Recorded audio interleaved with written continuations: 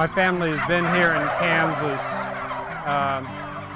They came out here, my great-grandparents came out here right after the Civil War.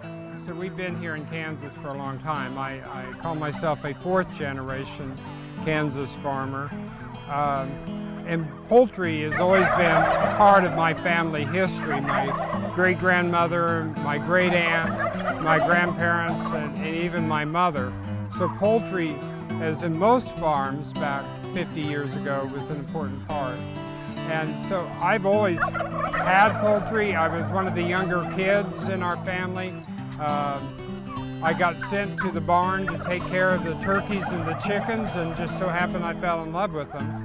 You had a 4-H project. And then I was in 4-H. We all showed cattle and hogs, and then I insisted that if I was going to take care of poultry, I was going to show poultry. So I showed poultry for 10 years, all through grade school and high school, and even my first year in college, and did very well. Showing poultry, won a lot of championships, showed the state fair for many years. Got to go to the American Royal back then. I was Kansas State Turkey Champion for the state and stuff. Not everybody can say that with a straight face. Go ahead, I'm sorry. No, that's all right. But as a result of that, I learned to understand how to breed and take care of what we call standard bred or purebred poultry, because that's what the shows were all about back then. And I got to know what I considered some of the very great breeders of standard bred poultry and turkey breeders.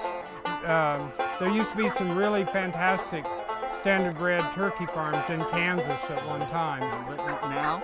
Now there's none. Just you. This is it. In fact, my mentor, Norman Kardosh, who used to come to my farm every year for about 40 years and help me pick the breeders.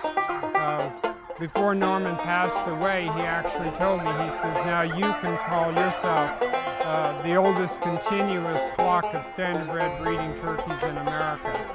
So I have continued that, and because the bronze turkeys, which are these darker turkeys you're seeing right here in front of us right now, they have been here in Kansas continuously, naturally breeding, naturally being produced since 1917.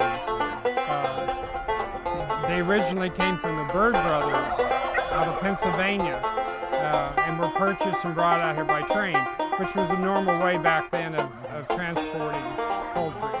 So they have a very long history of being here in Kansas. So you're also a poultry judge as well, right?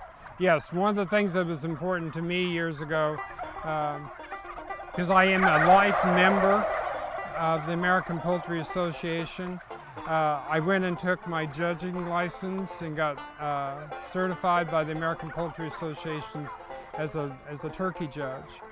I'm probably I'm the only one left that I know of that's certified to judge turkeys. Well, Frank, thanks for that little introduction here. We've got to take a break here, so stay with us, and you folks at home, stay with us. We'll be right back to talk more with Frank and the Good Shepherd Turkey Ranch.